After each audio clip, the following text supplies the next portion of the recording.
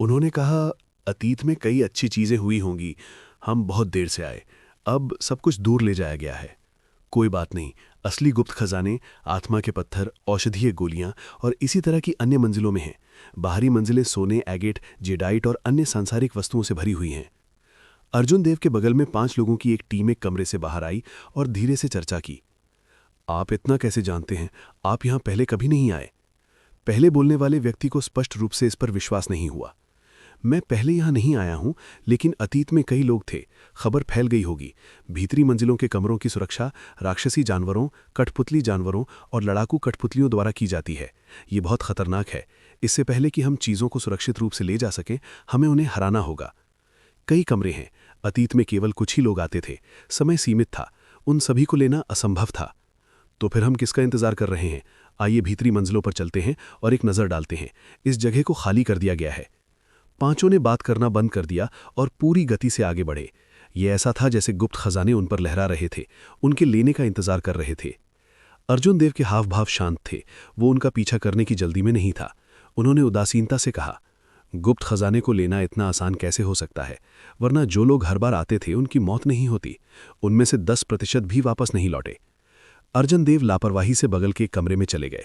कमरा 10 मीटर से अधिक लंबा, 5 मीटर चौड़ा और 4 मीटर लंबा नहीं था। ये एक विशाल कमरा था।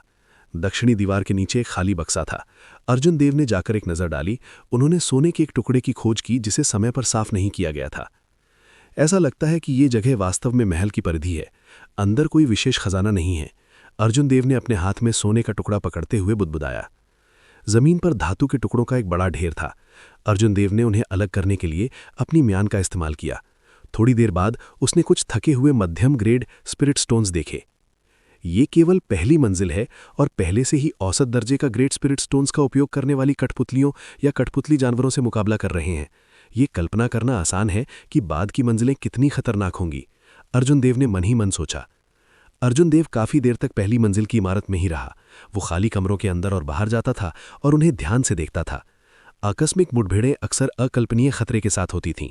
अब वो गर्म दिमाग का युवक नहीं था जिसने अभी अभी दुनिया में कदम रखा था। उसे अब अवास्तविक भ्रम नहीं था कि वो एक गुफा में गिर गया था और उसने एक गुप्त मैनुअल उठाया था। इसके बाद वो एक शक्तिशाली विशेषज्ञ बन गया था। अर्जुन देव ने मोहे शहर छोड़ने के बाद से बहुत सारी जीवन और मृत्यु की स्थितियों का अनुभव किया था। इस क्रूर दुनिया में कई लोग पलक झपकते ही गायब हो सकते हैं, एक अप्राकृतिक मौत मर सकते हैं। अर्जुन देव ने फर्श को ध्यान से सर्च किया। हर बार जब वो एक मंजिल से गुजरता था तो वो कुछ कमरों में प्रवेश करता था और उन्हें ध्यान से खोजता था।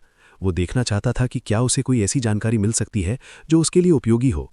जल्द ही वो तीसरी मंजिल से गुजरा और चौथी मंजिल पर इमारत में पहुंचा। चौथी मंजिल पर पहले से ही कुछ कमरे थे जहां कोई नहीं जाता था। अर्जुन देव ने लड़ाई की आवाज़ सुनी।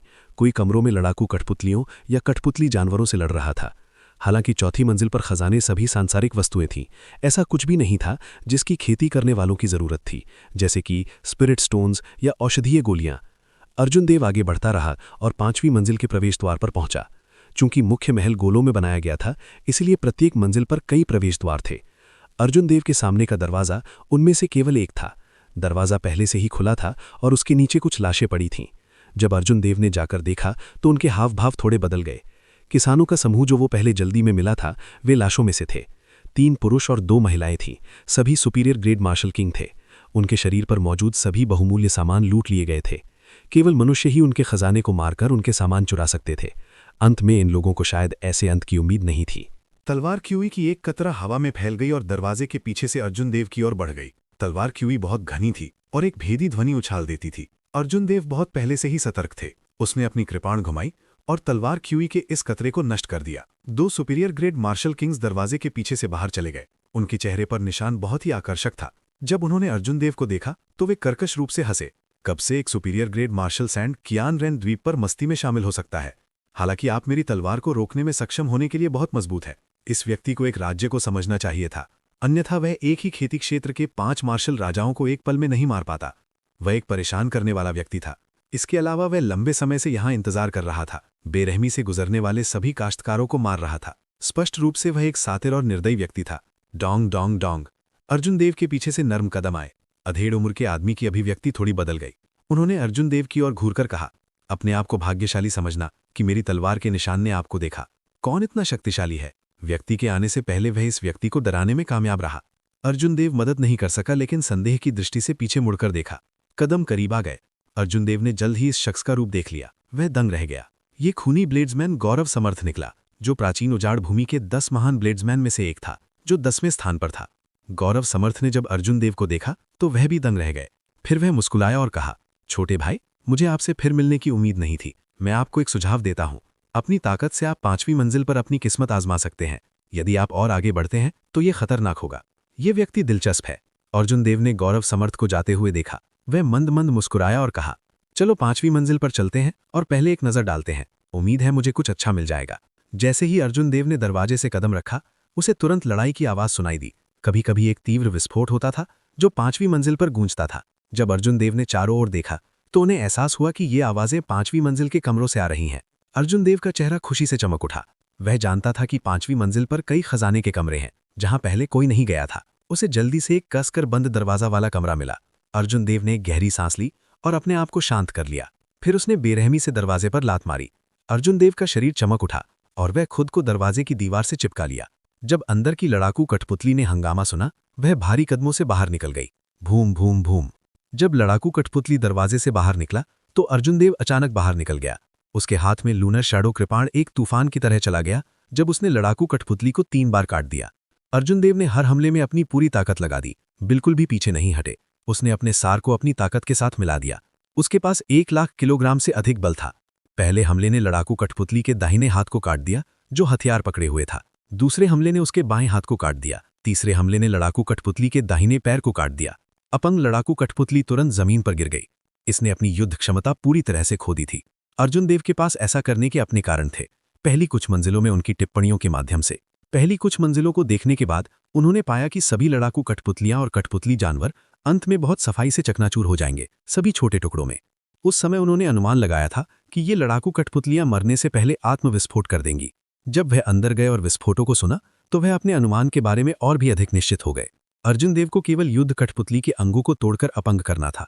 20 मध्यम दर्जे के ग्रेट स्पिरिट स्टोन्स की ताकत के बारे में सोचना ही भयानक था। अर्जुन देव जोखिम लेने को तैयार नहीं था। उसने जमीन पर संघर्ष कर रही लड़ाकू कठपुतली को नजरअंदाज कर दिया और सीधे खजाने के कमरे की ओर बढ़ गया। कमरा बहुत बड़ा था। अर्जुन देव ने चारों ओर देखा तो 3 लकड़ी के संदूक मिले। लकड़ी के संदूक धूल से ढके हुए थे। अर्जुन देव 10 मीटर पीछे चले गए और लापरवाही से एक हथेली की हवा निकली, जिससे बीच में बॉक्स का ढक्कन धूल में बिखर गया। बॉक्स से एक हल्की रोशनी आई। लकड़ी के बक्से में 5000 से अधिक अवर श्रेणी के स्पिरिट स्टोन चुपचाप पड़े हुए थे। अर्जुन देव ने अन्य 2 बक्सों को खोलने के लिए इसी विधि का उपयोग किया। हालांकि परिणाम ने अर्जुन देव को निराश किया। ये अभी भी अवर श्रेणी के स्पिरिट पत्थरों का ढेर था। अर्जुन देव ने सभी अवर ग्रेट स्पिरिट स्टोन्स को अपनी यूनिवर्स रिंग में बहा दिया। फिर वो 5वीं मंजिल के आसपास घूमता रहा। रास्ते में वो कई मार्शल किंग्स से मिला जो अंधे थे।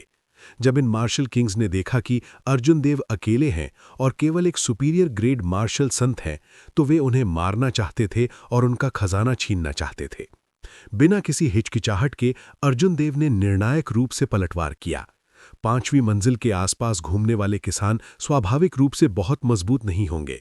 वे केवल लाल रंग के सिंहासन में अर्जुन देव के रक्त पूल को बढ़ाएंगे और अपने स्वयं के खजाने को खो पाएंगे। बैंग! अर्जुन देव ने एक और लड़ाकू कठपुतली से निपटा और लकड़ी का बक्सा खोला। हालांकि उन्होंने केवल अवर ग्रेट स्पिरिट स्टोन्स के 3 और बक्से प्राप्त किए, जिससे उनकी निराशा हुई। रास्ते में अर्जुन देव पहले ही कम से कम 10 कमरों में घुस चुका था। अंत में उन्होंने केवल अवर ग्रेट स्पिरिट स्टोन्स और कुछ ट्रैशी मार्शल टेक्निक प्राप्त की। उसके लिए वे बहुत काम के नहीं थे। नहीं, मैं इतना सतर्क रहना जारी नहीं रख सकता। पुरस्कार आमतौर पर खतरे के समानुपाती होते हैं। मुझे कुछ और मंजिलों पर जाना है। अर्जुन देव ने स्पिरिट स्टोन्स को दूर रखा और मन ही मन सोचा। मन बनाने के बाद अर्जुन देव अब हिचकिचाते नहीं थे। वो 6ठी मंजिल की ओर जाने के लिए तैयार हो गया। वो जितना गहरा जाएगा, कमरे उतने ही कम होंगे। खतरा भी अधिक होगा, लेकिन स्वाभाविक रूप से पुरस्कार भी अधिक होंगे। 6ठी मंजिल पर भीड़ पर एक नजर डालने के बाद अर्जुन देव नहीं रुके। उन्होंने पाया कि कोई विशेषज्ञ नहीं थे। अर्जुन देव बिना रुके आगे बढ़ते रहे। यदि विशेषज्ञ रहने लायक नहीं थे, इसका मतलब था कि वे ज्यादा लायक नहीं थे। ऐसे में अर्जुन देव को ज्यादा देर तक रुकने की जरूरत नहीं थी। रास्ते में अर्जुन देव ने हिलना बंद नहीं किया। अगर कोई मार्शल किंग्स उनका रास्ता रोक रहा था तो वे जल्दी से उनसे निपट लेगा। 10वीं मंजिल पर पहुंचने पर ही अर्जुन देव रुके। 10वीं मंजिल पर गोलाकार मार्ग के दोनों ओर 100 से भी कम कमरे बचे थे, लेकिन कोई भी सील बंद कमरा नहीं बचा था। जमीन काश्तकारों की लाशों से बिखरी हुई थी, खून अभी जमा नहीं हुआ था। कुछ किसान जो पूरी तरह से मरे नहीं थे, वे अभी भी दर्द से कराह रहे थे। अर्जुन देव ने जमीन पर पड़ी लाशों को देखा और थोड़ा भौहें चढ़ाईं। इनमें से कई लोग लगभग उनके जैसे ही मजबूत थे। इसका मतलब था कि यदि वे आगे बढ़ते रहे तो उनका सामना किसी ऐसे व्यक्ति से हो सकता है जो उनके जीवन को खतरे में डाल सकता है। शायद वो जमीन पर लेटे हुए व्यक्ति की तरह होगा जो खड़े होने में पूरी तरह से असमर्थ होगा। जाओ, चलते रहो, अर्जुन देव ने मन बना लिया। उसका दाहिना हाथ कृपाण की मूठ पर रहा जब वो तेजी से आगे बढ़ रहा था। 11वीं मंजिल पर भी कोई सील बंद खजाना कमरा नहीं था। जमीन पर और भी लाशें थीं। अर्जुन देव ने आगे बढ़ते हुए उन्हें देखने की जहमत भी नहीं की। 12वीं, 13वीं, 14वीं मुख्य क्षेत्रों में खजाने के कमरे सभी खोल दिए गए थे। अंदर के सभी खजाने ले लिए गए थे, कुछ भी नहीं बचा था। मैं केवल 15वीं मंजिल पर जा सकता हूं, अर्जुन देव ने मन ही मन सोचा। मैं इस बिंदु तक पहुंच चुका हूं, अब पीछे मुड़कर नहीं देखा जा सकता। अर्जुन देव ने अपना मन केंद्रित किया और 15वीं मंजिल के मार्ग की ओर चल दिया। प्रवेश द्वार पर कई लाशें पड़ी थीं। सभी लाशें एक ही हमले में मारी गई थीं। उनके स्थानिक रिंग्स भी छीन लिए गए थे। जाहिर है कोई यहां इंतजार कर रहा था। अर्जुन देव ने अपनी आध्यात्मिक शक्ति से स्कैन किया और तुरंत दरवाजे के पीछे छाया में छिपे हुए एक रहस्यमयी बूढ़े व्यक्ति को देखा। अर्जुन देव ने मन ही मन ठंडे स्वर में मुस्कुराया। उसने बैंगनी कृपाण क्यू का एक किनारा भेजा। एक 100 ध्वनि के साथ ये दरवाजे से छेद गया और रहस्यमयी बूढ़े व्यक्ति की ओर बढ़ गया। रहस्यमय बूढ़े आदमी के हाथ में खंजर दिखाई दिया। एक कोमल स्लैश के साथ बैंगनी कृपाण क्यूई को कपड़े के टुकड़े की तरह आसानी से आधा काट दिया गया था। बैंग! रहस्यमय बूढ़े आदमी की आकृति चमक उठी और लकड़ी का दरवाजा तुरंत टूट गया। अर्जुन देव की आंखों के सामने उनका रूप दिखाई दिया। साहिल रुद्र! साहिल रुद्र ने अर्जुन देव की ओर देखा और कुटिल होकर मुस्कुराया। छोटे भाई, मुझे आपसे फिर मिलने की उम्मीद नहीं थी। इसके बारे में क्या ख्याल है? क्या आप उस समय मेरे अनुरोध पर पुनर्विचार कर सकते हैं? अर्जुन देव ने अपनी कृपाण मियान की और मंद मंद मुस्कुराते हुए कहा, तो पुराना रुद्र यहाँ है। मैंने आपको पहले भी नाराज किया है। साहिल रुद्र ने जब अर्जुन देव को अपनी कृपाण से ढके हुए देखा तो उसने अपना पहरा नीचे कर दिया। उसने मन ही मन सोचा, अंत में ये सिर्फ एक नौसिखिया है, मैं इसका उपयोग कर सकता हूँ। ये सोचकर साहिल रुद्र जोर से हंस पड़े। ये तो बस एक छोटी सी बात है। ये खजाने की खोज इस बूढ़े व्यक्ति की अपेक्षाओं से कहीं अधिक थी। यंग हीरो को पहली कुछ मंजिलों में दयनीय स्थिति देखनी चाहिए थी। ऐसा लगता है कि मुख्य महल के दरवाजे खोलने और मुख्य हॉल में प्रवेश करने का मौका है। इसके बारे में क्या ख्याल है? क्या आप मेरे पिछले अनुरोध पर पुनर्विचार कर सकते हैं? अर्जुन देव धीरे धीरे साहिल रुद्र के पास पहुंचे। उन्होंने पाया कि जब साहिल रुद्र बोलते थे तब भी वो सतर्क स्थिति में थे। अतिरिक्त उनके रुख में कोई उद्घाटन नहीं था। अर्जुन देव ने कहीं भी हमला किया, साहिल रुद्र तुरंत चकमा देने में सक्षम था। वो बहुत सतर्क था। अर्जुन देव साहिल रुद्र से 5 मीटर की दूरी बनाए रखते थे। उन्होंने उदासीनता से कहा, जब से हम मिले हैं चलो चलते हैं और एक साथ देखते हैं। वरिष्ठ, कृपया मुझे आगे की स्थिति के बारे में बताएं। साहिल रुद्र ने सिर हिलाया और मुस्कुराया। 15वीं मंजिल पर कुल 70 खजाने के कमरे हैं। चूंकि अतीत में बहुत सारे लोग नहीं थे, कोई भी 15वीं मंजिल की रखवाली करने वाले यांत्रिक जानवरों को तोड़ने में कामयाब नहीं हुआ। अर्जुन देव ने 15वीं मंजिल के प्रवेश द्वार की ओर देखा। दरअसल वो लाशों के बीच यांत्रिक जानवरों के अवशेष देख सकता था। उसने उन यांत्रिक जानवरों के अवशेषों के बारे में सोचा जो उसने पिछली मंजिलों के प्रवेश द्वार पर देखे थे। हर मंजिल के प्रवेश द्वार पर अलग अलग ताकत के संरक्षक जानवर होने चाहिए। हालांकि अर्जुन देव काफी देर से पहुंचे थे और द्वार पहले ही खोल दिए गए थे। यही कारण था कि वो बिना किसी बाधा के प्रवेश कर सका था। चलिए चलते हैं। अभी हर खजाने के कमरे में कम से कम 4 या 5 लोग हैं। जब आप इस बूढ़े आदमी के साथ काम कर रहे हैं तो स्क्रैप उठाने की जरूरत नहीं है, साहिल रुद्र ने लापरवाही से कहा। जमीन पर कम से कम 15 लाशें थीं। साहिल रुद्र की बातों के आधार पर उन्हें उनके द्वारा मार दिया जाना चाहिए था। ये व्यक्ति असाधारण रूप से शातिर था। साहिल रुद्र अर्जुन देव को मार्ग से ले गए। जब वे खजाने के कमरे के सामने पहुंचे तो उनकी आंखों में एक भयानक भाव चमक उठा। अंदर से लड़ाई की आवाज आ रही थी। स्पष्ट रूप से काश्तकारों का एक समूह पहले ही प्रवेश कर चुका था। बैंग! साहिल रुद्र ने लात मारकर दरवाजा खोला और पहले अंदर प्रवेश किया। 4 सुपीरियर ग्रेड मार्शल किंग्स एक विशाल कमरे में एक क्रूर रैंक 7 राक्षसी जानवर से लड़ रहे थे। 3 सुनहरे लकड़ी के बक्से कोने में चुपचाप पड़े हुए थे। वे अविश्वसनीय रूप से भारी लग रहे थे। जब उन्होंने देखा कि साहिल रुद्र अचानक प्रकट हो गए तो वे चौंक गए। समूह के नेता ने राक्षसी जानवर को पल पर हथेली से प्रहार करके वापस गिरा दिया। नेता युद्ध से बाहर कूदकर साहिल रुद्र के सामने पहुंच गया। उसने अपने पीछे अर्जुन देव की ओर देखा और बोला, साहिल रुद्र, तुम यहां क्या कर रहे हो? क्या मैंने आपको हाथापाई करने के लिए नहीं कहा था? साहिल रुद्र ने मंद मंद मुस्कुराया और कहा, वायु कौशिक, ये बूढ़ा आदमी इस खजाने के कमरे में सबसे पहले आया था। मैं यहाँ क्या कर रहा हूँ? स्वाभाविक रूप से ये आप सभी का पीछा करना है। वायु कौशिक ने अर्जुन देव की ओर देखा और कुछ तिरस्कार से मुस्कुराया। उसने कहा, सिर्फ उसके साथ? तुम बहुत भोले हो। पहले एक कदम उठाओ और इस व्यक्ति को विलंबित करने में मेरी मदद करो। मैं अन्य 3 के बारे में बताऊंगा। जब हम लौटेंगे तो हम इस कमरे में खजाने को बांटेंगे, अन्यथा अपनी ताकत के साथ आप 15वीं मंजिल पर कोई लाभ प्राप्त नहीं कर पाएंगे। साहिल रुद्र के बोलते ही उन्होंने अपनी आवाज अर्जुन देव के कानों में डाल दी। अर्जुन देव ने बहुत जल्दी सोचा। थोड़ी देर बाद जैसे ही दोनों बोले, उसने एक निर्णय लिया। उसने कृपाण खींची। अर्जुन देव ने अपनी कृपाण खींची और वायु कौशिक पर बैंगनी कृपाण की रोशनी भेजी। कृपाण प्रकाश अविश्वसनीय रूप से घना था। वायु कौशिक मंद मंद मुस्कुराया और कुछ ताड़ की हवाएं छोड़ी। जैसे ही ताड़ की हवाएं गरजने लगीं, हवा में चक्रवात दिखाई देने लगे। अप्रत्याशित रूप से इन आकस्मिक ताड़ की हवाओं की ताकत असाधारण थी। ची ची ची। हालांकि अर्जुन देव की कृपाण की रोशनी और भी घनी थी। गड़गड़ाहट की तीव्र स्थिति ने ताड़ की हवाओं को आसानी से तोड़ दिया। अर्जुन देव ने इस अवसर का लाभ उठाते हुए वायु कौशिक के करीब पहुंच गए। साहिल रुद्र ने हंसते हुए जल्दी से अन्य 3 की ओर रुख किया। वायु कौशिक, खेलने में अपना समय ले, मैं जाऊंगा और तुम्हारे भाई से निपटूंगा। लानत है। अप्रत्याशित रूप से उसने गड़गड़ाहट की स्थिति को समझ लिया। जाहिर है मैं उसे 2 या 3 चालों में नहीं उतार पाऊंगा। वायु कौशिक के हाव भाव काफी बदल गए। वो साहिल रुद्र को रोकना चाहता था, हालांकि कृपाण की रोशनी ने उसे रोक दिया। कुछ बार चकमा देने के बाद कृपाण की रोशनी छाया की तरह उसका पीछा कर रही थी। वायु कौशिक बच नहीं सकता। वो केवल अपना सारा ध्यान अर्जुन देव पर केंद्रित कर सकता था। तुमने मेरी योजनाओं को खराब कर दिया, मैं आज तुम्हें मार डालूंगा। वायु कौशिक ने उग्र रूप से दहाड़ते हुए अर्जुन देव पर हथेली का प्रहार किया। ठंडी क्यूई के कुछ किस्में ताड़ की हवा से फैल गईं। वे सुइयों और धागे की तरह इधर उधर घूमते रहे। अप्रत्याशित रूप से इस वायु कौशिक ने बर्फ की स्थिति को समझ लिया। अर्जुन देव बर्फ की स्थिति के साथ एक सुपीरियर ग्रेड मार्शल किंग थे। इस व्यक्ति से निपटना आसान नहीं होगा। यहाँ अभी भी साहिल रुद्र हैं। उनमें से किसी से भी निपटना आसान नहीं है। मैं पहले उससे निपटूंगा। अपना मन बनाने के बाद अर्जुन देव ने blue dragon cloud soaring art को प्रसारित किया। वो वायु कौशिक के मजबूत हमलों से आमने सामने नहीं भिड़े। इसके बजाय वो फिसलनी वाली ईल की तरह इधर उधर घूमता रहा। जब भी वायु कौशिक दूर जाने की कोशिश करता था, कृपाण की रोशनी जहरीले सांप की तरह टकराती थी। वायु कौशिक की क्षमताओं के साथ भी वो केवल इससे निपटने के लिए संघर्ष कर सकता था। कई बार ऐसा हुआ जब वायु कौशिक ने अर्जुन देव को पकड़ने और उनसे आमने सामने लड़ने की कोशिश की। हालांकि उनकी चालें बहुत कमजोर थीं। अर्जुन देव ने एक नज़र से उनके आर पार देख लिया, इसलिए वो बेकार थे। कई बार ऐसा भी हुआ जब अर्जुन देव ने उन्हें अपने ही खेल में हराया और उन्हें पकड़ लिया। आह! एक दयनीय चीख सुनाई दी। दूसरी ओर साहिल रुद्र आखिरकार सफल हुए। वो राक्षसी जानवर से लड़ने वाले 3 मार्शल किंग्स में से एक पर चुपके से हमला करके मारने में कामयाब रहा। वायु कौशिक को बहुत चिंता हुई।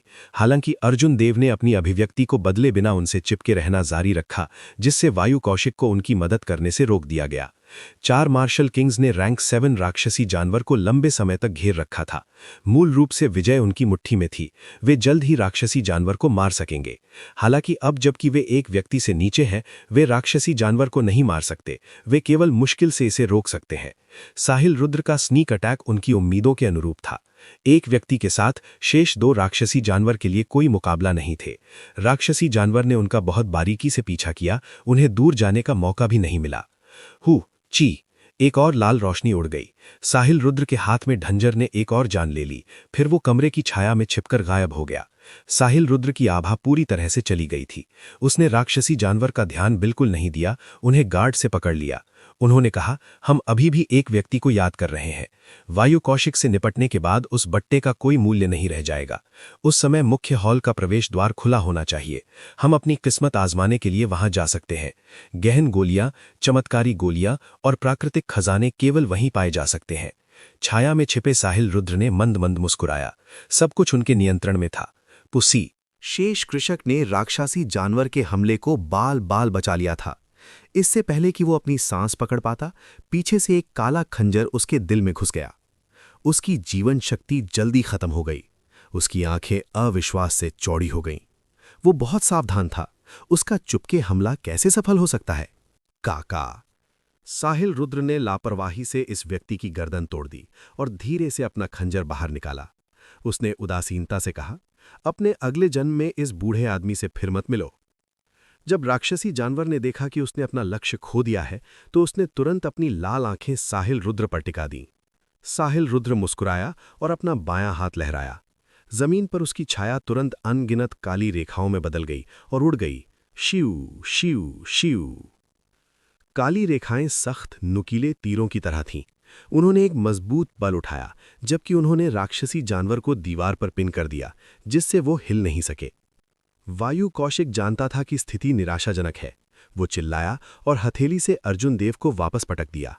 फिर वो दरवाजे से बाहर निकल गया। अर्जुन देव ने अपने प्रतिद्वंद्वी की हथेली की हवा को विक्षेपित कर दिया। मूल रूप से वो फिर से अपने प्रतिद्वंद्वी से चिपकना चाहता था।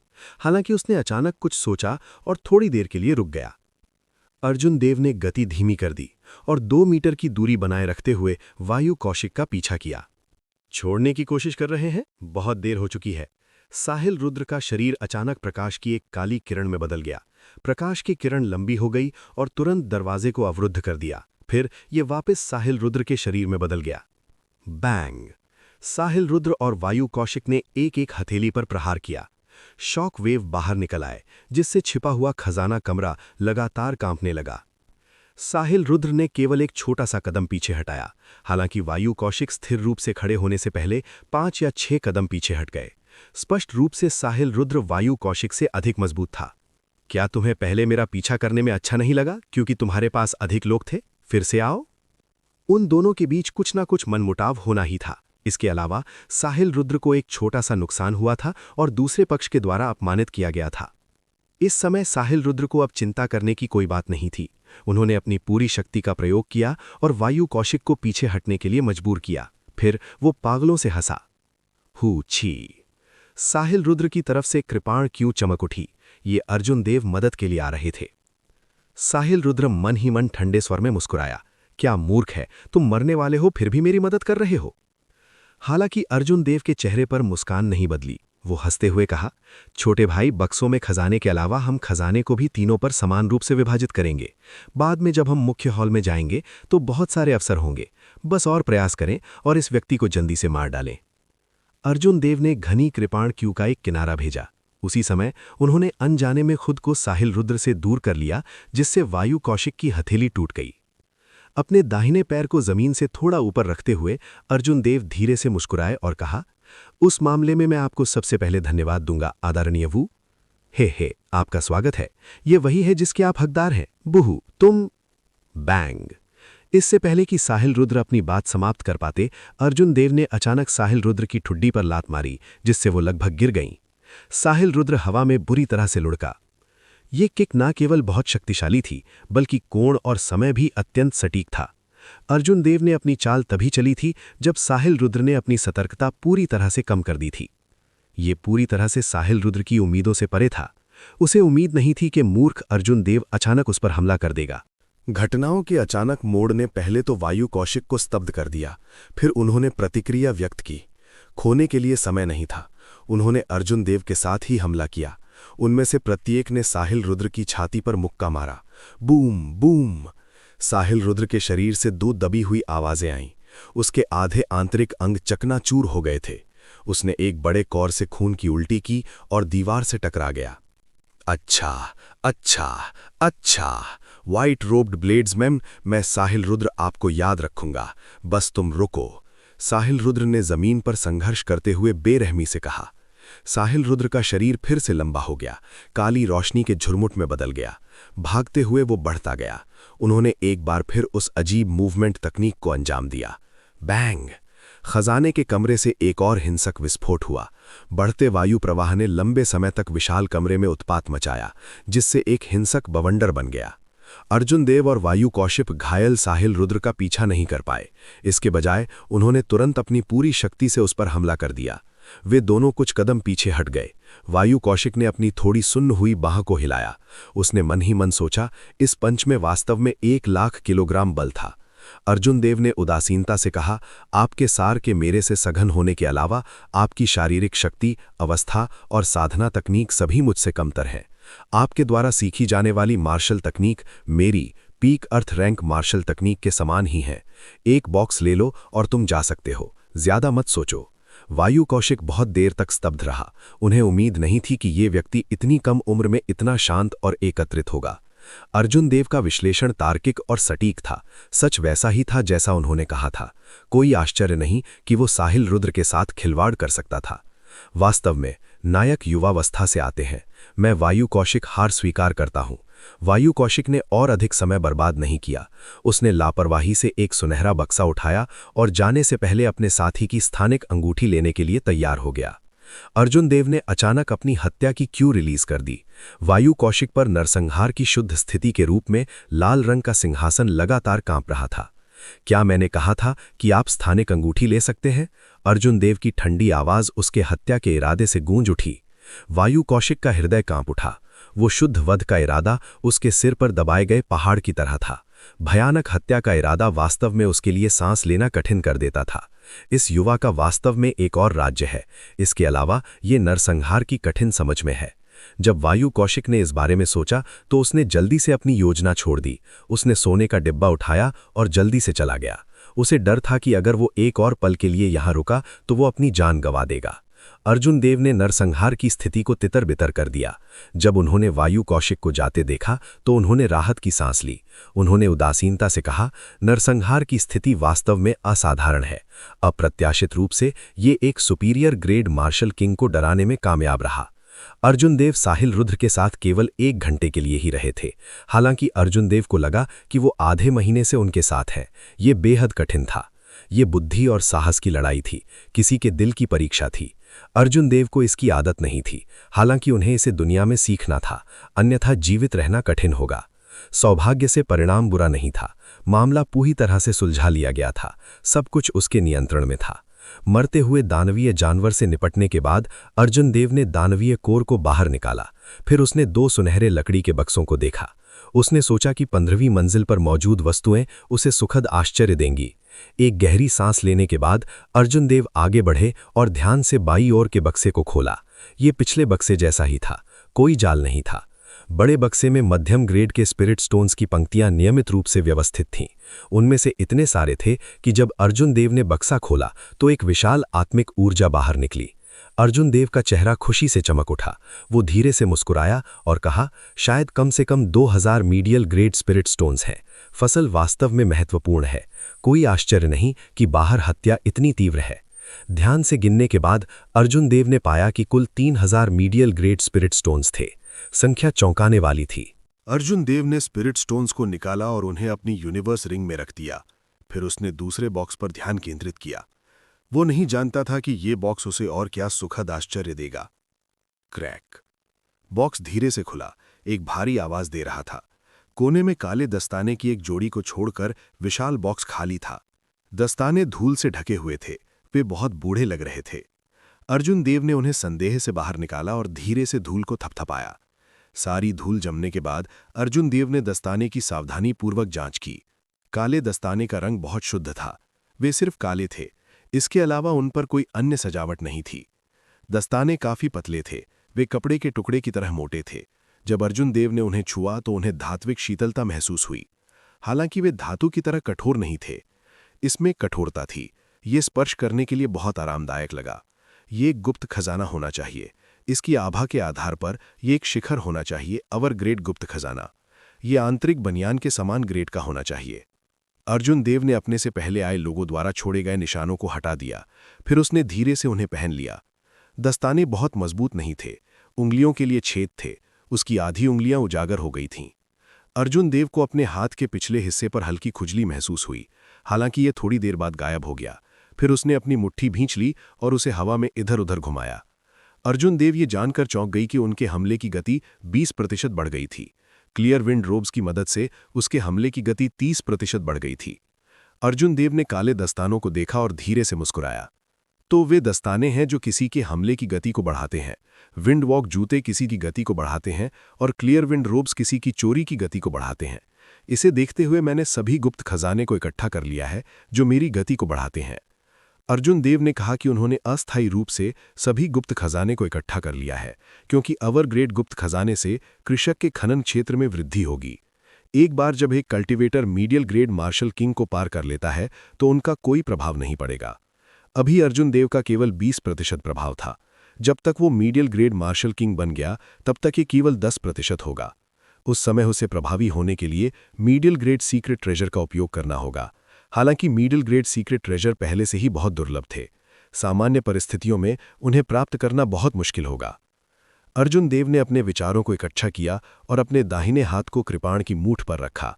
उसने अपने मन की और आत्मा पर ध्यान केंद्रित किया और अपनी दृष्टि अपने सामने वाले स्थान पर केंद्रित की। वो इस गुप्त खजाने की शक्ति का परीक्षण करने का इरादा रखता था। का अर्जुन देव ने जल्दी से लूनर शैडो कृपाण को खींचा और लापरवाही से ड्राइंग द कृपाण को निष्पादित किया। उसकी गति बिजली की गति से मैक 3 तक पहुंच गई। हवा को पानी के पर्दे की तरह धीरे से अलग कर दिया गया था। जब अर्जुन देव ने अपनी कृपाण म्यान में डाली तो हवा जो अलग हो गई थी धीरे धीरे पानी के पर्दे की तरह खुद को ठीक कर ली। पहले अर्जुन देव बड़ी मात्रा में एसेंस को समाप्त करके केवल मैक 3 की गति से ही मैक 3 तक पहुंच सकते थे। अब जबकि उसके पास ये काले दस्ताने थे तो उसे केवल थोड़ी मात्रा में एसेंस को समाप्त करने की आवश्यकता थी और लापरवाही से ड्राइंग द कृपाण को निष्पादित करना था। गुप्त खजाने। कोई आश्चर्य नहीं कि इतने सारे लोग उनके लिए पागल हो गए। उन्हें प्राप्त करने के लिए इतना प्रयास किया। एक अच्छा गुप्त खजाना एक कल्टीवेटर के लिए बहुत उपयोगी था। अर्जुन देव ने खुद को शांत करने के बाद उन्होंने जमीन पर 2 मार्शल राजाओं के स्थानिक छल्लों को इकट्ठा किया। हालांकि उन्होंने केवल 1000 मिडिल ग्रेड स्पिरिट स्टोन्स प्राप्त किए, बाकी सिर्फ कुछ विविध वस्तुएं और अवर ग्रेड स्पिरिट स्टोन्स थे। लेकिन अर्जुन देव कभी भी अप्रत्याशित धन के अभाव में शिकायत नहीं करेंगे।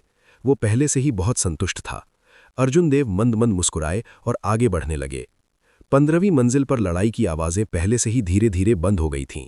स्पष्ट रूप से सभी ने पहले ही उन सभी कमरों की खोज कर ली थी जो खजाने को छिपाते हैं। बैंग। जैसे ही अर्जुन देव सोच रहे थे उनके सामने एक तेज आवाज हुई। इसके बाद एक दयनीय चीख उठी। चीख बहुत तेज और भेदक थी। ये बहुत दयनीय था।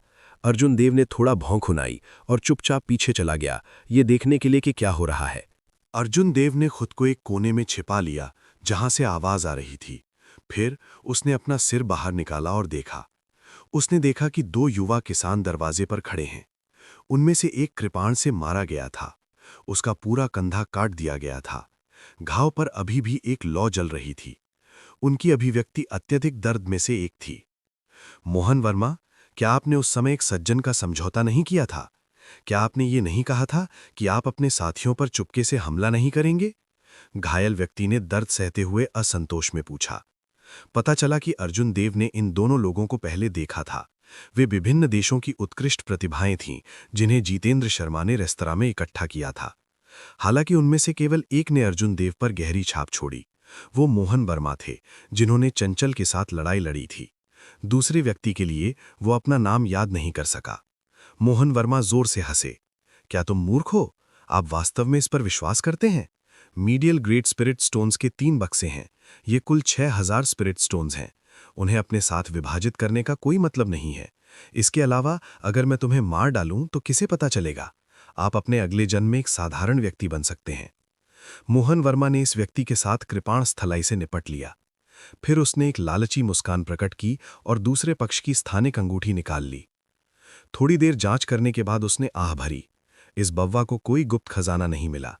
ऐसा लगता है कि गुप्त खजाने को खोजने के लिए भाग्य अधिक महत्वपूर्ण है। हालांकि कुछ रैंक 7 औषधीय गोलियां हैं। मैं मुख्य हॉल में जाऊंगा और अपनी किस्मत आजमाऊंगा। मोहन वर्मा के बोलने के बाद उन्होंने जमीन पर पड़ी लाश को नजरअंदाज कर दिया, अपने पूर्व साथी और मुख्य हॉल की ओर बढ़ गए।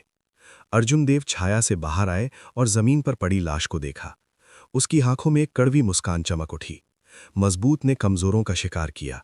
मानव हृदय अथाह था।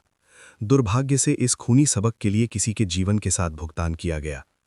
अर्जुन देव को अभी भी याद है कि मोहन वर्मा ने सबसे पहले एक सज्जन का समझौता किया था।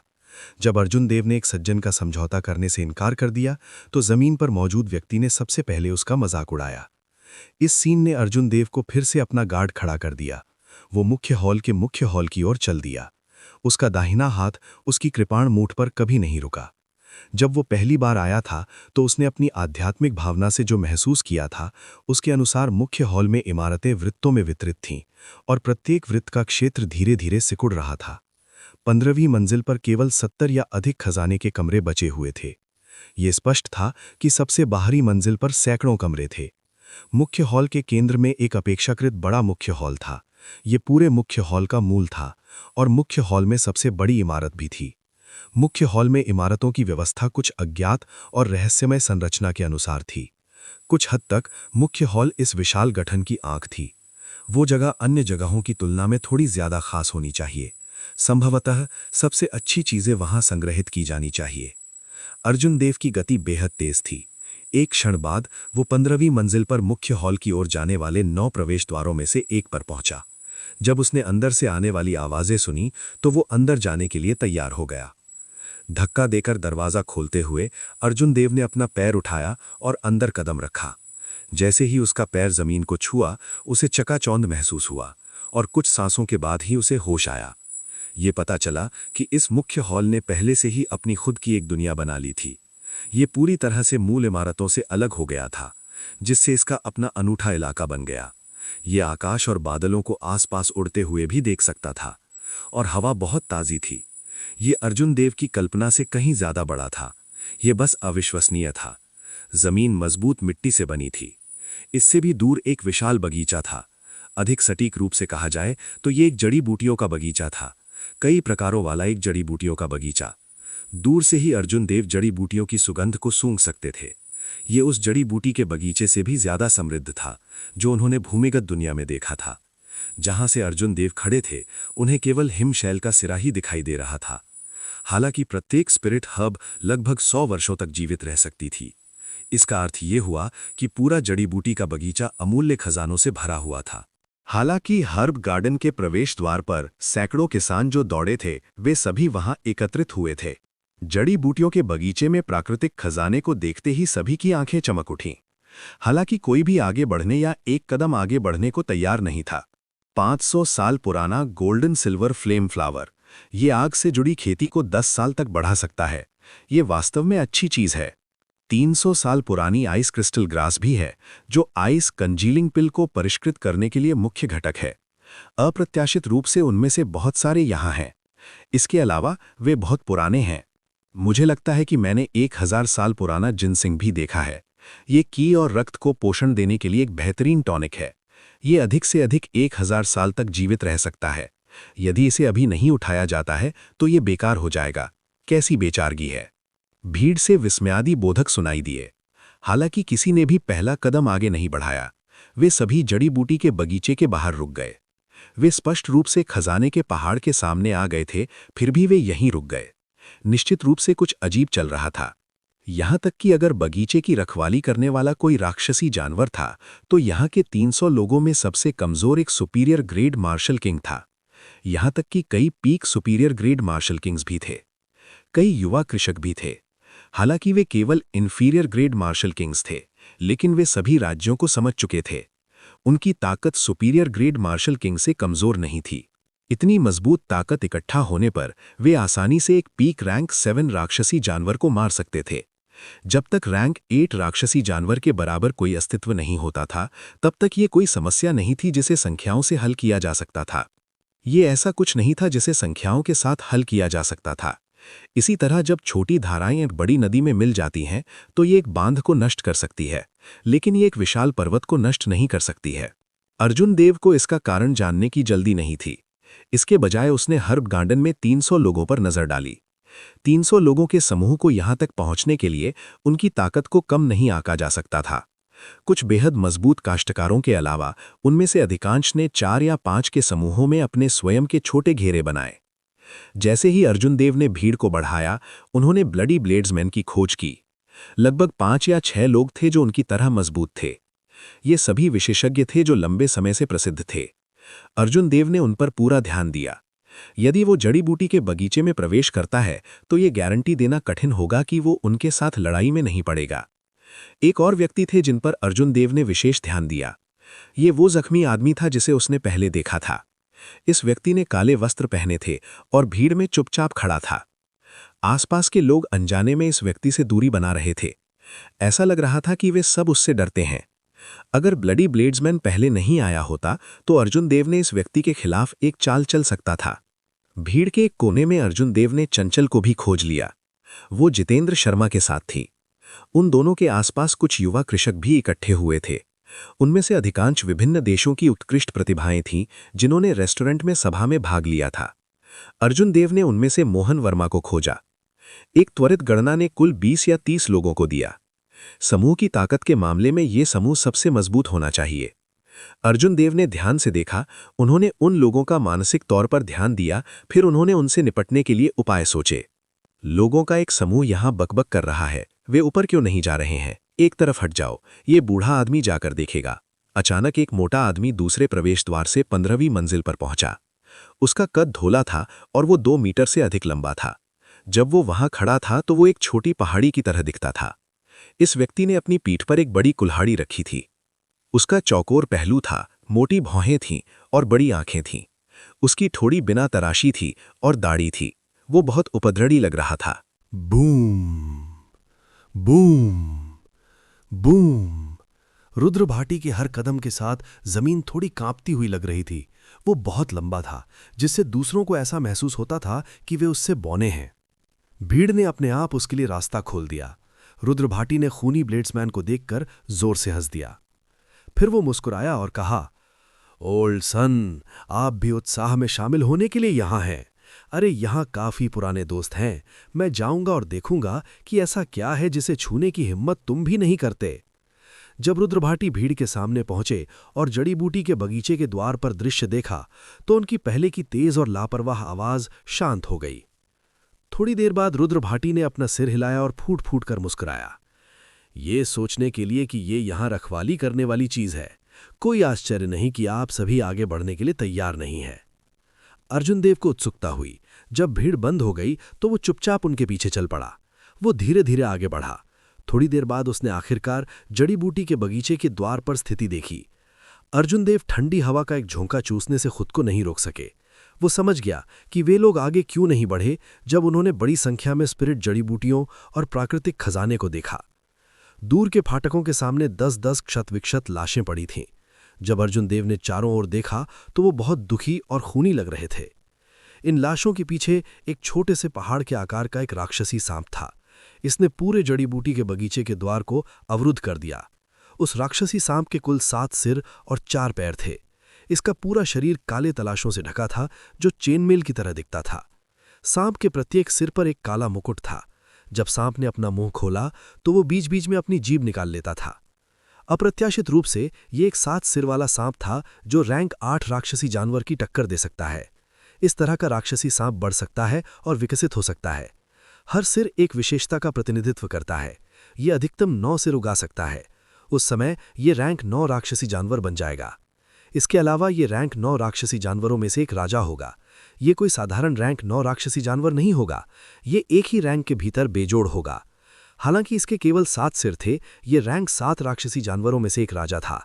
इसकी ताकत रैंक 8 राक्षसी जानवर से कमजोर नहीं थी। हालांकि लॉजिकली कहें तो भीड़ को ऐसे राक्षसी जानवर से निपटने में सक्षम होना चाहिए। हालांकि जिसने भी पहला कदम उठाया वो नुकसान में होगा। जब वे जड़ी बूटी के बगीचे में प्रवेश करते थे तो वे जीत का कोई भी मौका खो देते थे यदि वे दूसरों से स्पिरिट जड़ी बूटियों को छीनते थे। कोई भी मूर्ख नहीं था, कोई भी इतना दयालु नहीं होगा, इसलिए वे इस तरह के गतिरोध में समाप्त हो गए। अर्जुन देव ने जड़ी बूटी के बगीचे की दूसरी दिशाओं में देखा। उसने उनके चारों ओर एक धुंधली बाधा की खोज की। ये एक मार्शल ऋषि द्वारा बिछाई गई बाधा थी। ऐसा लग रहा था कि जड़ी बूटी के बगीचे में प्रवेश करने का केवल एक ही रास्ता है। इसे खींचना कोई समाधान नहीं है। क्या हम सब एक साथ हमला करते हैं? 7 सिर वाला ये सांप अभी तक परिपक्व नहीं हुआ है। हम इससे निपट सकते हैं। भीड़ में एक सुपीरियर ग्रेड मार्शल किंग ने सुझाव दिया। किसी ने तुरंत ठंडे स्वर में मुस्कुराते हुए कहा, ये अच्छा है, तुम जाओ और पहले इसे आजमा कर देखो। बोलने वाला व्यक्ति तुरंत अवाक रह गया। हालांकि उन्होंने कहा कि कोई समस्या नहीं है, लेकिन उनमें लड़ने की हिम्मत नहीं है। जमीन पर लाशें एक अच्छा उदाहरण है। इस तरह का गतिरोध कोई समाधान नहीं है। अर्जुन देव ने मन ही मन सोचा, ये सभी लोग बहुत होशियार हैं। पहले कोई भी कदम नहीं उठाएगा। मुझे एक रास्ता सोचना होगा। रुद्र भाटी, क्या तुम पहले बहुत जोर से चिल्ला रहे थे? अब तुम चुप क्यों हो? एक peak superior grade martial king ने उदासीनता से मजाक उड़ाया। रुद्र भाटी ने जोर से हंसते हुए कहा, क्या तुम्हें लगता है कि मैं सिर्फ इसलिए मूर्ख हूं क्योंकि मैं लंबा और मजबूत हूं? 1000 वांग का वध करने वाला वो, अगर तुम्हारे पास हिम्मत है तो पहले जाओ, मैं गारंटी देता हूं कि मैं तुम्हारा समर्थन करूंगा। उपस्थित शिखर विशेषज्ञ सभी की अपेक्षा से भी ज्यादा सतर्क थे। वे बिल्कुल नहीं हिले। वे स्पष्ट रूप से बहुत चिंतित थे, लेकिन वे हिले नहीं। ठीक इसी समय दूर क्षितिज से अचानक एक तीर उड़कर आया। तीर हवा के माध्यम से फाड़ गया और एक भेदनी ध्वनि उछाल दी जब वो 7 सिर वाले सांप की ओर बढ़ा। तीर ने बहुत बल उठाया। एक धमाक के साथ इसने 7 सिर वाले सांप की गर्दन में एक खूनी छेद खोल दिया। काला खून निकला। इस तीर की ताकत वास्तव में 7 सिर वाले सांप की रक्षा को तोड़ देती है। शूं, शूं, शूं। सभी की आश्चर्यचकित निगाहों से पहले आकाश से एक और 3 तीर उड़ गए। उन्होंने 7 सिर वाले सांप के शरीर पर प्रहार किया और 3 और घाव छोड़ गए। गड़गड़ाहट। 7 सिर वाला सांप पूरी तरह से क्रोधित था। ये जल्दी से उस व्यक्ति की ओर चला गया जिसने तीर चलाया था। तीर चलाने वाला व्यक्ति भीड़ के पीछे छिप गया। 7 सिर वाला सांप भीड़ के बीच से गुजरने से बच नहीं सका। हमले का खामियाजा सबसे पहले सामने खड़े शिखर विशेषज्ञों का समूह था। इससे पहले कि वे प्रतिक्रिया कर पाते, 7 सिर वाले सांप का विशाल शरीर उन्हें एक कदम उठाने के लिए मजबूर कर दिया। Bang, bang, bang. भीड़ से जोर जोर से चिल्लाने लगे। 7 सिर वाले सांप का पहाड़ जैसा शरीर नीचे दबा हुआ था। इसने बस अंधाधुंध हमला किया। एक पल में शिखर विशेषज्ञों ने अपनी सबसे मजबूत ताकत सामने लाई। हर जगह सदमे की लहरें उड़ गईं, हर जगह धूल उड़ गई और जमीन कांप उठी। दृश्य तुरंत अराजक हो गया।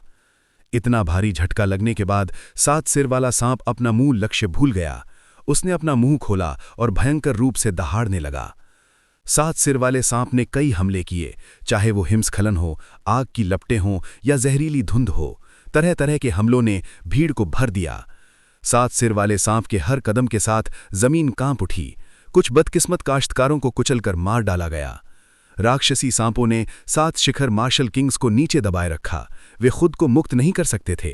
वे 7 सिर वाले सांप के सबसे करीब थे और उनके हमले सबसे भयंकर और सबसे शक्तिशाली थे।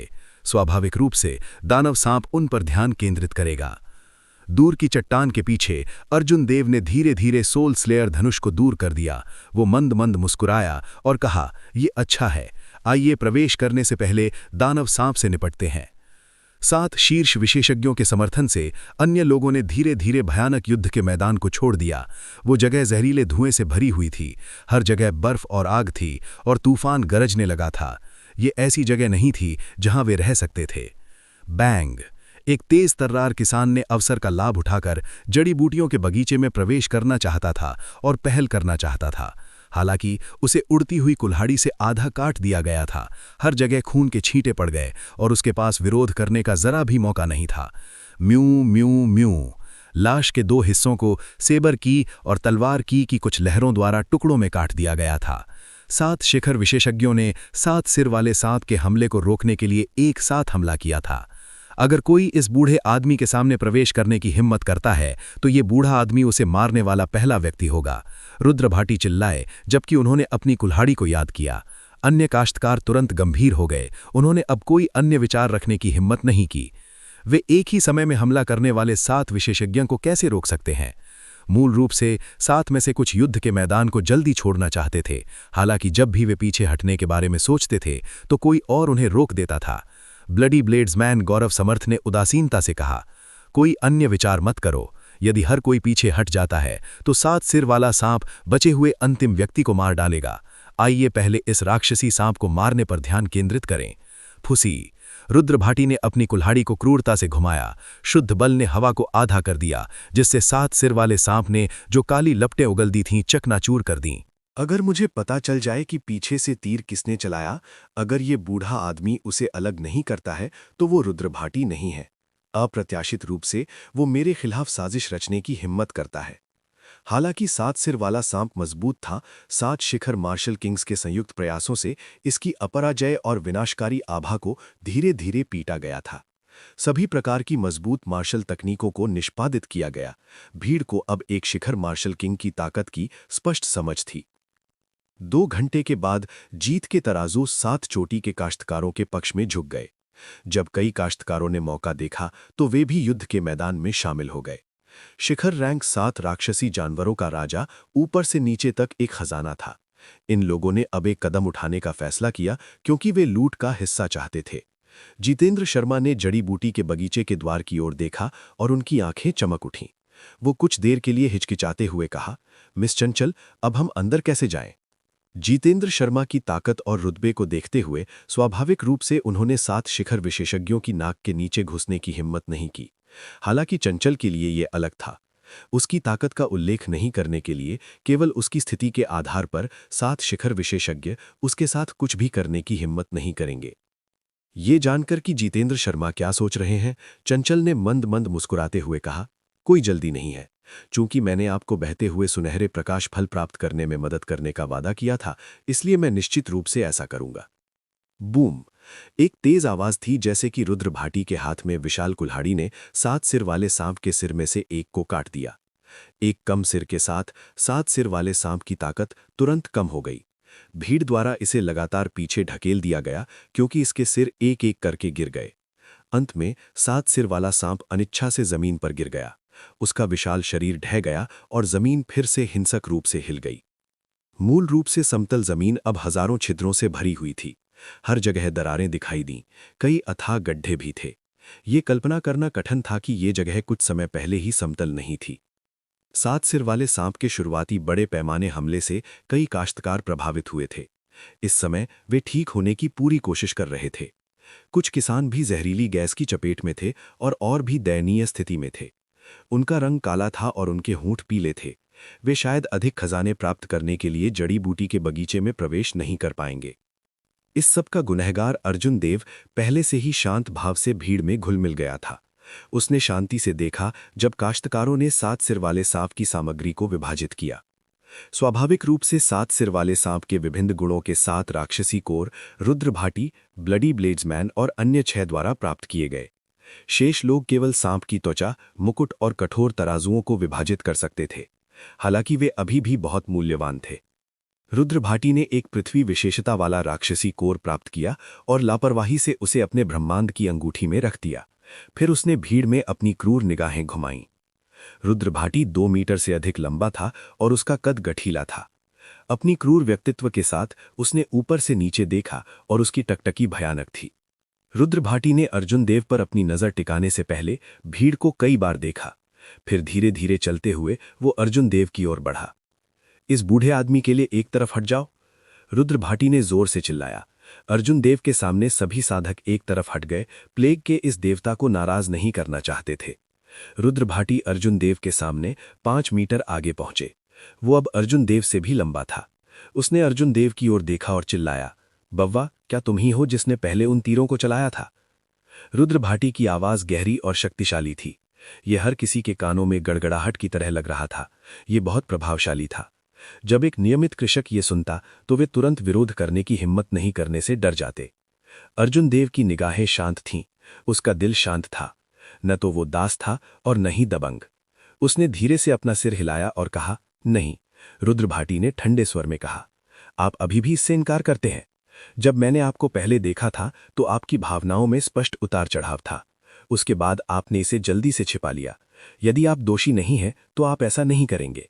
अर्जुन देव की हाव भाव नहीं बदले। उसने अपना सिर उठाया और बिना किसी डर के रुद्र भाटी की ओर देखा। उन्होंने कहा, क्या मजाक है? मेरे विचारों का तुमसे क्या लेना देना है? अगर आपके पास सबूत नहीं है तो मेरे सामने बकवास करना बंद करें। रुद्र भाटी का चेहरा डूब गया। उन्होंने कहा, पहले मैं केवल 50% आश्वस्त था, अब मुझे 70% विश्वास है कि आपने ही उन तीरों को चलाया था। यदि आप इसे मुझे साबित करना चाहते हैं तो अपनी स्थानिक अंगूठी निकालें। जब तक तीर नहीं है मैं तुमसे मुसीबत नहीं मांगूंगा। अन्य 6 चोटी मार्शल किंग्स ने भी देखा। रुद्र भाटी की बातें सुनकर उन्हें शक होने लगा। जाहिर है वे चाहते थे कि अर्जुन देव अपनी बेगुनाही साबित करने के लिए अपनी स्थानिक अंगूठी खोलें। जब अर्जुन देव ने यह देखा तो उनका दिल थोड़ा डूब गया। अगर 7 चोटी मार्शल किंग्स ने उसे मजबूर किया तो उसे नहीं पता होगा कि क्या करना होगा। अचानक अर्जुन देव ने एक प्रतिवाद के बारे में सोचा। उन्होंने रुद्र भाटी की ओर इशारा करते हुए चिल्लाया, आपने कहा था कि मैंने ही उन तीरों को चलाया था। मैंने ये भी कहा कि तुमने ही उन तीरों को चलाया था। रुद्र भाटी ने कहा, बकवास। मैं स्पष्ट रूप से सामने खड़ा था। मैं वो कैसे हो सकता हूं जिसने उन तीरों को गोली मारी है? अर्जुनदेव मन ही मन मंद मुस्कुराया। रुद्र भाटी आखिरकार इसके झांसे में आ गए। उन्होंने धीरे से कहा, ऐसा नहीं है कि इस दुनिया में क्लोनिंग तकनीक नहीं है, जब तक आप अपनी स्थानिक अंगूठी नहीं खोलते और अपनी बेगुनाही साबित नहीं करते। चूंकि आपको मुझ पर संदेह करने का अधिकार है, इसलिए मुझे भी आप पर संदेह करने का अधिकार है। जब तक आप अपनी स्थानिक अंगूठी खोलते हैं और कोई तीर नहीं है, मैं आपसे परेशानी की तलाश नहीं करूंगा। अर्जुनदेव ने रुद्र भाटी के शब्दों को रुद्र भाटी को शब्द दर शब्द लौटा दिया। प्रत्येक कृषक के पास अनिवार्य रूप से कुछ गुप्त या मूल्यवान वस्तुएं छिपी होंगी, उनकी स्थानिक अंगूठी। वे इसे इतनी आसानी से दूसरों को कैसे दिखा सकते हैं? जब तक रुद्र भाटी ने इसे दिखाने की हिम्मत नहीं की, तब तक अर्जुनदेव को ऐसा करने की कोई आवश्यकता नहीं थी।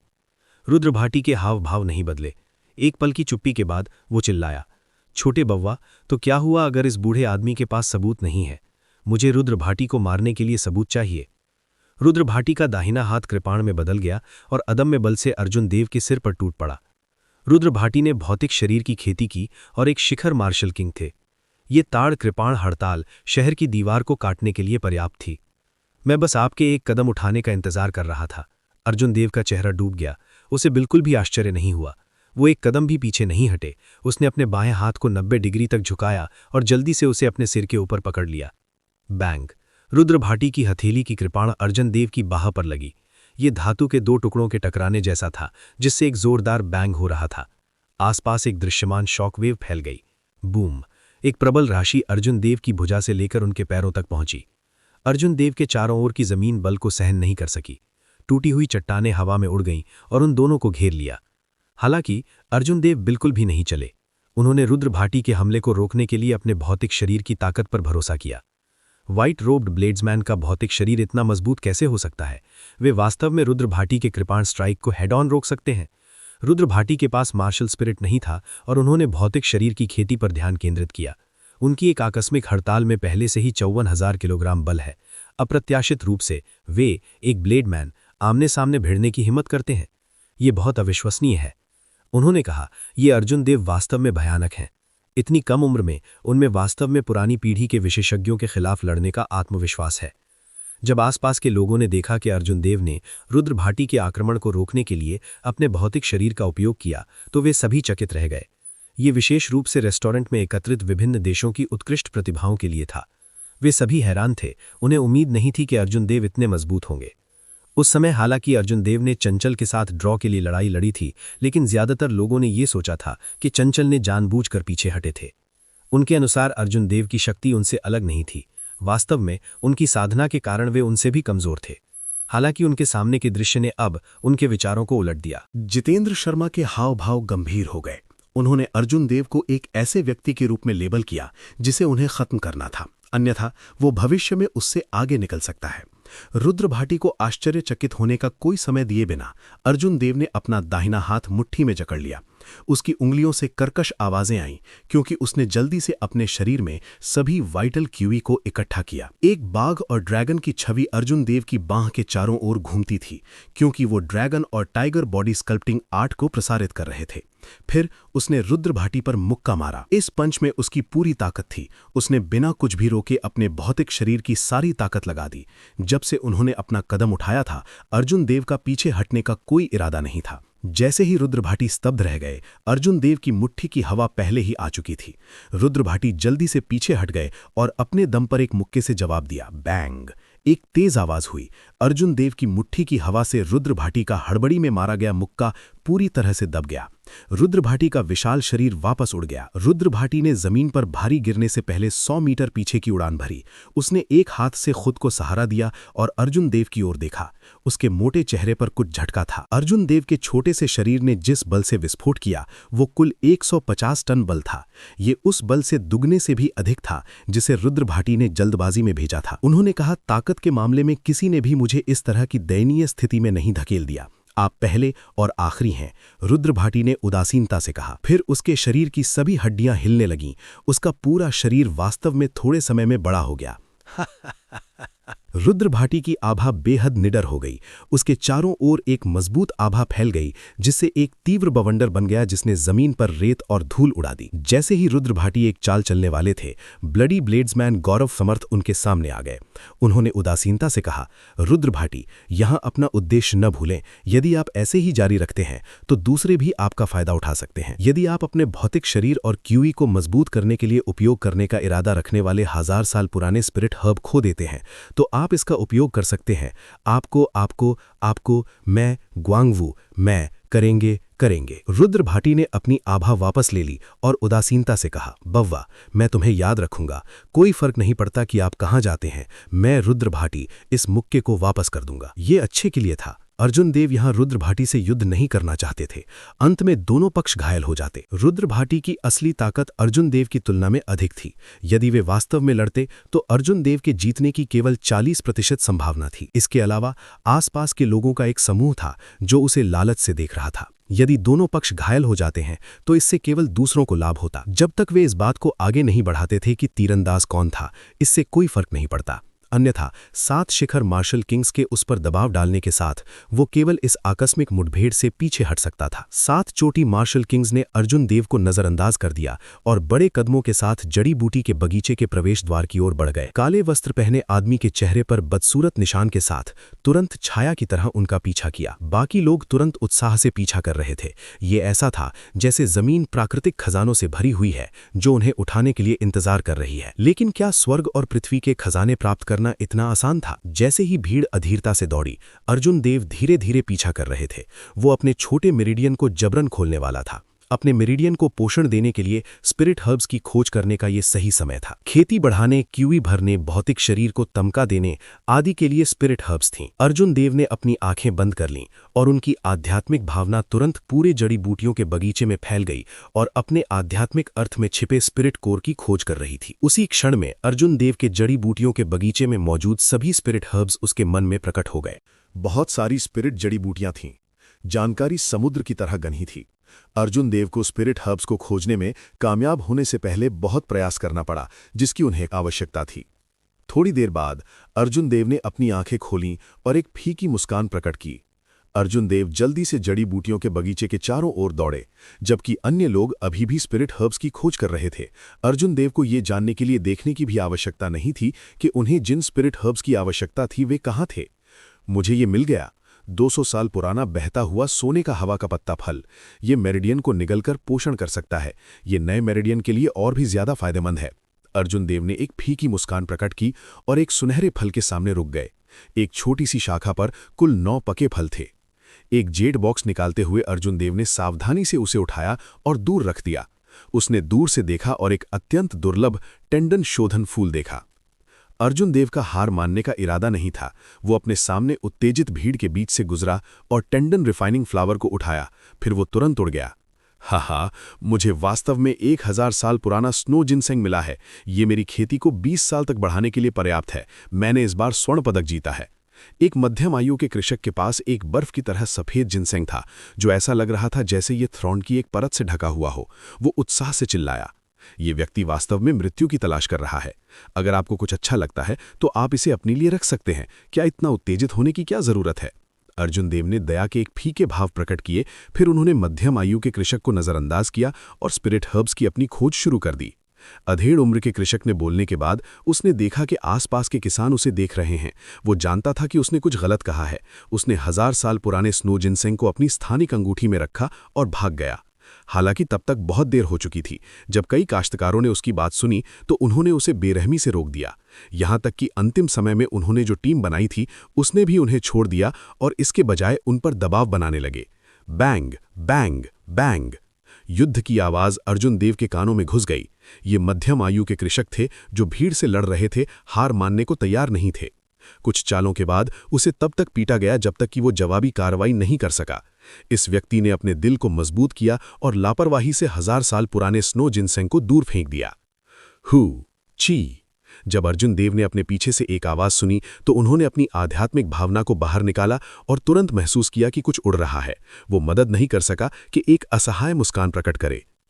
अर्जुन देव ने मुड़कर धीरे से अपना हाथ लहराया। उसने अपने पीछे की वस्तु को पकड़ लिया। ये 1000 साल पुराना पीक ग्रेड स्नो जिनसेंग का स्पिरिट हर्ब के लिए 1000 साल तक जीवित रहना बहुत दुर्लभ था। प्रकाश, तापमान, भाग्य का स्थान और कई अन्य कारकों की स्थिति बहुत कठोर थी। 1000 साल भी एक बड़ी बाधा थी। ये बाधा मानव कृषकों के खेती के क्षेत्र के समान थी। इसे पार करने के बाद ये एक अमर ग्रेट स्पिरिट हर्ब बन जाएगी। यदि ये नहीं हो सका तो ये खेत में सड़ जाएगा और अन्य स्पिरिट जड़ी बूटियों के लिए उर्वरक बन जाएगा, धुएं की तरह गायब हो जाएगा। पूरे 3 किलोमीटर लंबे जड़ी बूटी के बगीचे में अर्जुन देव ने अपनी आध्यात्मिक इंद्रिय से 1000 साल से भी ज्यादा पुरानी स्पिरिट जड़ी बूटियों के केवल 10 टंठल की जांच की। हालांकि कई स्पिरिट जड़ी बूटियां थीं जो 8 या 900 साल पुरानी थीं। इन सभी कारकों के साथ ये कल्पना करना आसान है कि ये 1000 साल पुराना स्नो जिनसेंग कितना कीमती था। हालांकि ये इसे लेने का समय नहीं था। जब वो मूर्ख चिल्लाया तो जड़ी बूटी के बगीचे में आधे लोग आकर्षित हो गए। इस समय एक शिखर मार्शल किंग भी इस बल का विरोध नहीं कर पाएगा। दरअसल इस समय अगर कोई आंख की किरकिरी होती तो अर्जुन देव स्नो जिनसेंग को सौंप सकते थे। अर्जुन देव जैसे बहुत से लोग नहीं थे जो स्वयं जागरूक थे। अर्जुन देव ने अपना सिर घुमाया और रुद्र भाटी की ओर देखा, जो अपने भौतिक शरीर को संयमित करने के लिए स्पिरिट हर्ब्स की खोज कर रहे थे। अर्जुन देव मंद मंद मुस्कुराए और चिल्लाए, रुद्र भाटी, यहां देखो। रुद्र भाटी ने ऊपर देखा और थोड़ा हक्का बक्का रह गया। जब उन्होंने अर्जुन देव को मुस्कुराते देखा तो उन्हें लगा कि ये अजीब है। जैसे ही वो गुस्से से चिल्लाने वाला था, एक सफेद वस्तु उसकी ओर उड़ी। रुद्र भाटी ने अपना हाथ बढ़ाया और उसे पकड़ लिया। जब उसने अपने हाथ में वस्तु देखी तो वो खुश हुए बिना नहीं रह सका। ये 1000 साल पुराना स्नो जिनसेंग है। हालांकि ये मेरे लिए बेकार है, मैं इसे समान मूल्य के खजाने के लिए बदल सकता हूं। इससे पहले कि रुद्र भाटी अपनी मुस्कान वापस ले पाते, उसने देखा कि 200 से अधिक लोग उसकी ओर दौड़ रहे हैं। उसकी अभिव्यक्ति बहुत बदल गई क्योंकि उसने शाप दिया, लानत है। रुद्र भाटी ने अपने पीठ पर विशाल कुल्हाड़ी निकाली और उसके साथ उड़ते हुए एक व्यक्ति को भेजा। हालांकि भीड़ लगातार बढ़ती जा रही थी। वे सभी 1000 साल पुराने स्नो जिनसेंग से आकर्षित थे। उनकी आंखें पूरी तरह से लथपथ थीं। वो 20 साल की खेती थी। यदि वे इसे प्राप्त कर सकते हैं तो वे 20 साल की खेती को बचाने में सक्षम होंगे। ये काश्तकारों के लिए बहुत लुभावना था। यहां तक कि क्रूर रुद्र भाटी भी इस समूह के लोगों को दबा नहीं सके।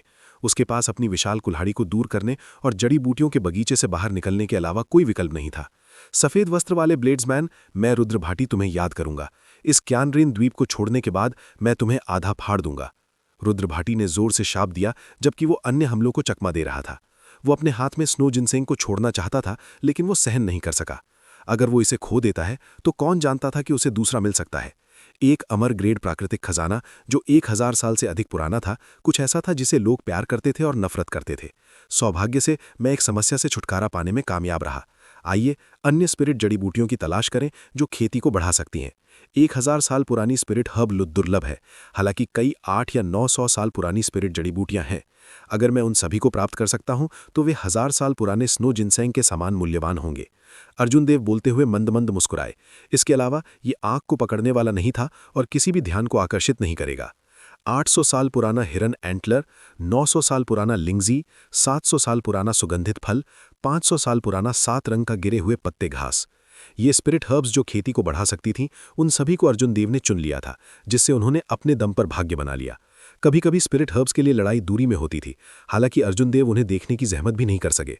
उन्होंने बस उन्हें नज़रअंदाज कर दिया। जड़ी बूटियों का बगीचा बहुत विशाल था। एक नज़र के साथ उनमें से अधिकांश साधारण स्पिरिट जड़ी बूटियां थीं जो 1 या 200 साल पुरानी थीं। कई 100 साल पुरानी जड़ी बूटियों को खोजने में काफ़ी समय लगेगा। हालांकि अर्जुन देव को अपनी आध्यात्मिक शक्ति की सहायता प्राप्त थी। उसे उन्हें खोजने की ज़रूरत नहीं थी।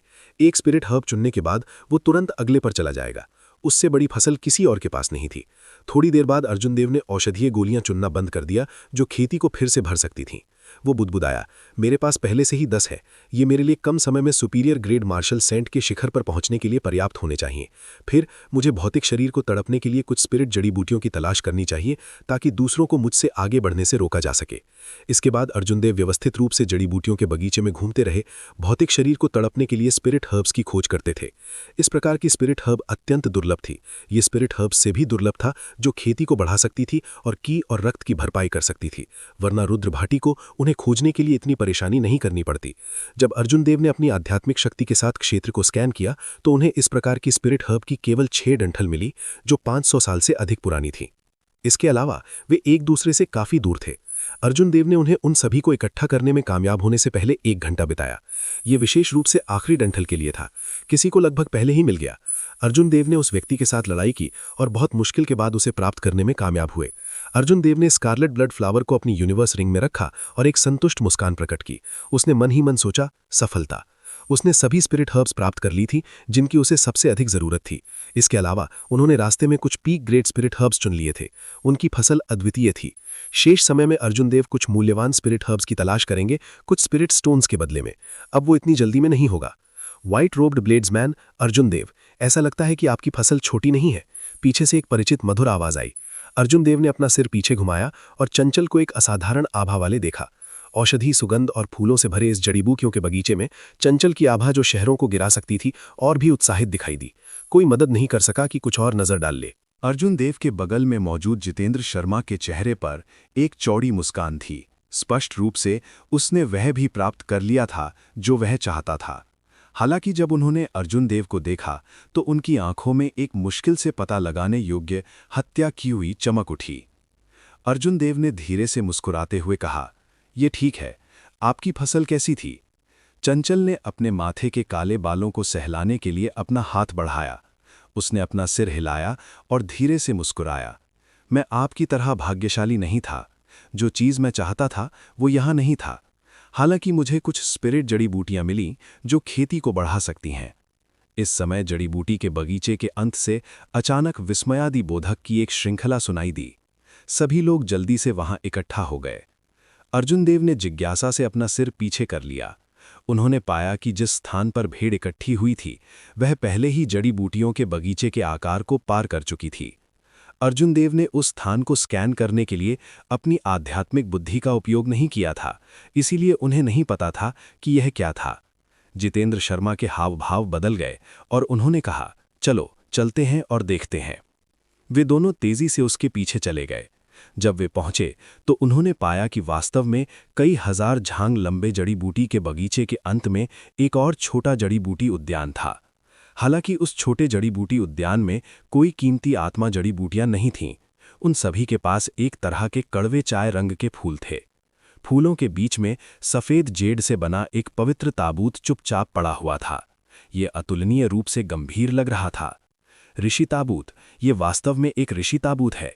ये पूरी तरह से प्लैटिनम ग्लेज्ड जेड से बना हुआ है।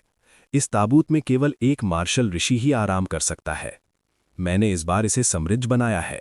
मुझे बस एक ऋषि की अंत्येष्टि वस्तुओं में से एक को खोजने की जरूरत होगी और मुझे इसके बारे में चिंता करने की जरूरत नहीं होगी। यदि यह एक नीले वस्त्र वाले सम्राट का शरीर है तो 1000 वर्षों के बाद एक पवित्र खजाना भी पीछे रह जाएगा जो सीधे उसकी शक्ति को दुगना कर सकता है। किंवदंती है कि अगर कोई martial artist blue robed emperor के स्तर तक पहुंच जाता है तो उसकी लाश हजारों वर्षों के बाद भी नहीं सड़ती है। यदि इसे पोषण देने का कोई अच्छा तरीका होता तो ऋषि के जीवन की खेती, साधना और अनुभव शरीर में एक सर्वोच्च पवित्र खजाने में बदल जाता। जहां तक सम्राट वू के स्तर के एक सुपर विशेषज्ञ की बात है तो इतनी परेशानी से गुजरने की कोई जरूरत नहीं थी। जब वे मर गए तो वे निश्चित रूप से एक पवित्र खजाना छोड़ जाएंगे। इसके अलावा ये और भी उच्च सम्राट ग्रेड गुप्त खजाना होगा। 200 से अधिक काश्तकारों ने आश्चर्य से चिल्लाते हुए उत्साहित निगाहें प्रकट कीं। भीड़ में काले वस्त्र में चाकू से घायल आदमी की आंखों में भी अत्यंत उत्साहित भाव था। एक ऐसी आवाज का उपयोग करते हुए उन्होंने कहा, जानकारी सही है, वास्तव में एक संत के अवशेष है। इस बार संप्रदाय के नेता निश्चित रूप से संतुष्ट होंगे। अर्जुन देव की निगाहें शांत थीं, जैसे कि उन्होंने एक विचारशील अभिव्यक्ति प्रकट की। उन्होंने छोटे जड़ी बूटी के बगीचे की संरचना और इलाके को ध्यान से देखा। धीरे धीरे उसे कुछ दिलचस्प पता चला। बड़े जड़ी बूटी के बगीचे की सीमा एक अविचारणीय अवतल आकार की थी। इसके अलावा यह छोटा जड़ी बूटी उद्यान इस अवतल आकार के भीतर अंतर्निहित था। पृथ्वी की सबसे घनी आध्यात्मिक ऊर्जा वास्तव में उस छोटे जड़ी बूटी उद्यान की ओर बहती थी। ऐसा करने का केवल एक ही उद्देश्य था, एक पवित्र खजाने को पोषण देना। इस ऋषि ताबूत में ऋषि के शरीर में निश्चित रूप से एक पवित्र खजाना होगा। अर्जुन देव ने मन ही मन बुड़बुड़ाया, इस वरिष्ठ ने वास्तव में बहुत प्रयास किया, अपने वंशजों के लिए सर्वोच्च खजाना पीछे छोड़ दिया। उनके वंशजों द्वारा खजाना का नक्शा प्राप्त करने के बाद वे समय समय पर खेती करने और खजाने प्राप्त करने के लिए खजाना द्वीप में प्रवेश कर सकते थे। इससे ये सुनिश्चित हुआ कि क्लैन के वंशजों की शक्ति को निरंतर कम किया जा सके। खजाने की रक्षा के लिए छोड़े गए मनुष्य, जानवर और लड़ाकू पुतलियां क्लैन के वंशजों के लिए एक परीक्षा थीं। यदि वे खजाने को प्राप्त करना चाहते थे तो उन्हें पर्याप्त मजबूत होना होगा। यदि उनके पास पर्याप्त शक्ति नहीं होती तो उन्हें खजाने को प्राप्त करने के लिए अगली पीढ़ी के प्रतिभाशाली क्लैन शिष्यों की प्रतीक्षा करनी होती। इस तरह से यह योग्यतम की उत्तरजीविता थी। इससे यह सुनिश्चित हुआ कि क्लैन समृद्ध होगा और कभी गिरावट नहीं आएगी। 1000 वर्षों के बाद उनके शरीर में पवित्र खजाना क्लैन के वंशजों द्वारा प्राप्त किया जाएगा। फिर क्लैन ऊपर उठेगा। हर कहानी एक अंत तक पहुंचती है, लेकिन कुछ कहानियां दिल में बस जाती हैं। अगर दिव्य तपस्या अर्जुन देव की कहानी का ये भाग आपके दिल को छू गया हो तो वीडियो को लाइक करें और हमारे channel Mukul the story teller को सब्सक्राइब करें ताकि अगला भाग सबसे पहले आप तक पहुंचे। और हाँ, कमेंट में ज़रूर बताइएगा कि आपको इस कहानी का ये हिस्सा कैसा लगा। आपका एक शब्द हमारे लिए नई कहानी की प्रेरणा बन जाता है।